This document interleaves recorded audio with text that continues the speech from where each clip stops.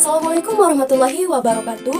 Halo semuanya, saya Sylvia Dekamita dengan nomor induk mahasiswa 2188821190005 yang akan bertugas sebagai moderator di media pembelajaran kelompok 2 kali ini, di mana kelompok kami akan membahas mengenai laporan hasil observasi K3 di Rumah Sakit Umum Mitra Medica.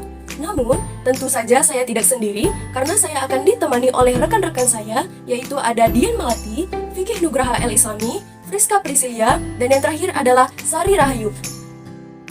Rumah Sakit Mitra Medica.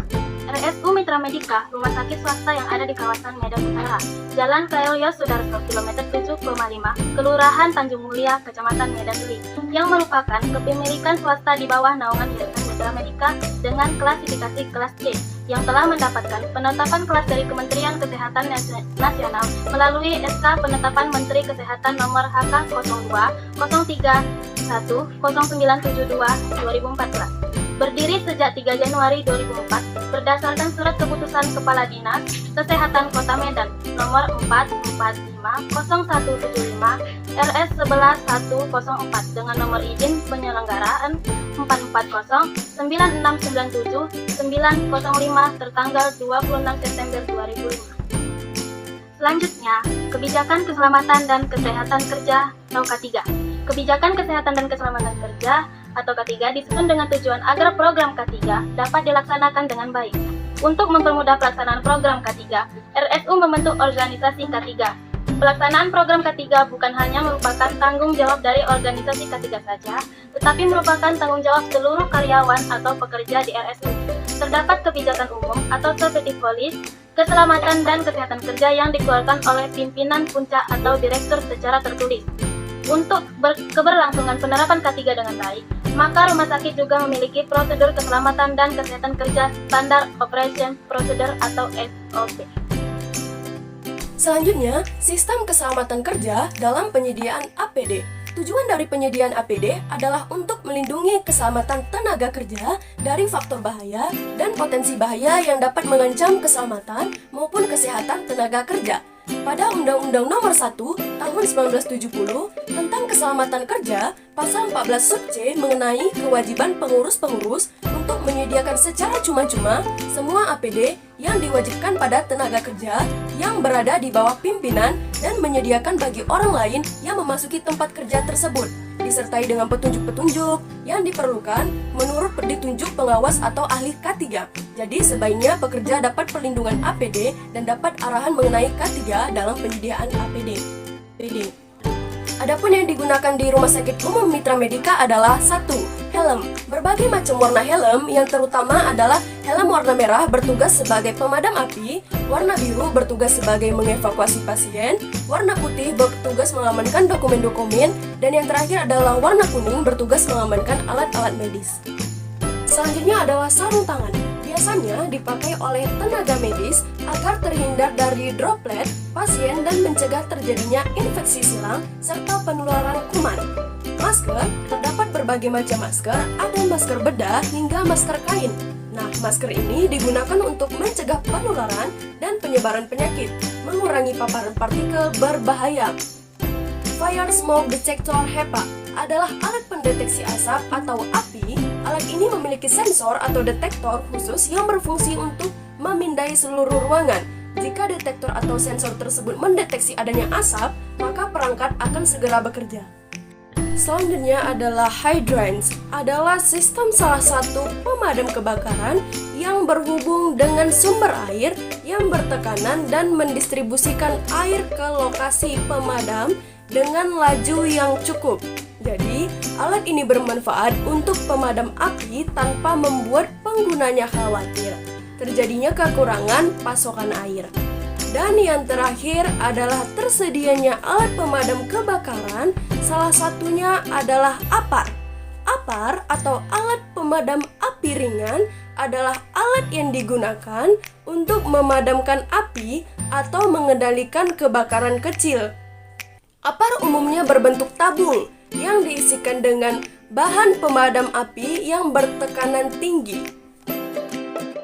Lalu kita masuk ke rambu-rambu rumah sakit berkaitan dengan K3. Fungsi rambu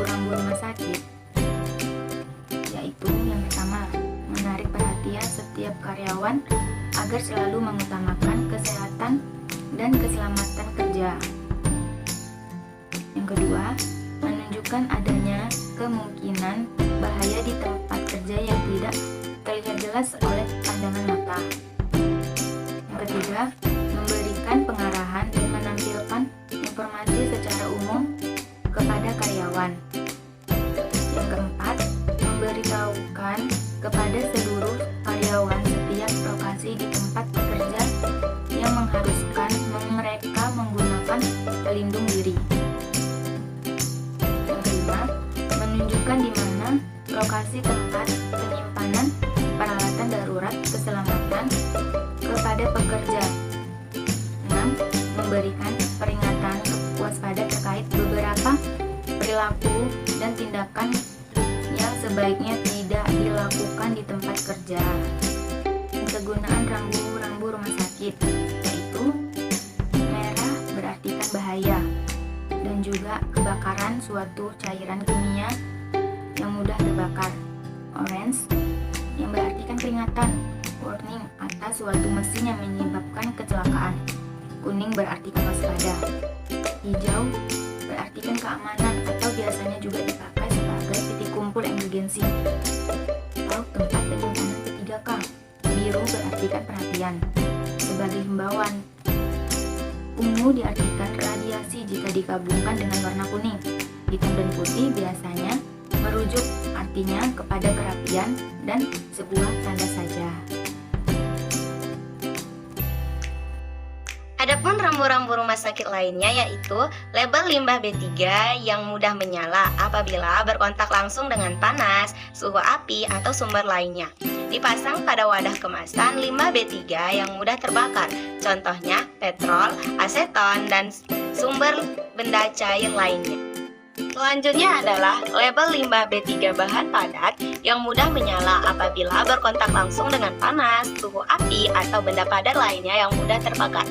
Label limbah ini dipasang pada bahan-bahan yang padat yang mudah terbakar seperti sulfur, magnesium, fosfor, atau benda padat lainnya. Selanjutnya adalah limbah laboratorium, yaitu limbah yang mengandung bakteri atau kuman yang dapat menimbulkan penyakit menular. Dipasang pada wadah atau kemasan yang mengandung bakteri atau kuman.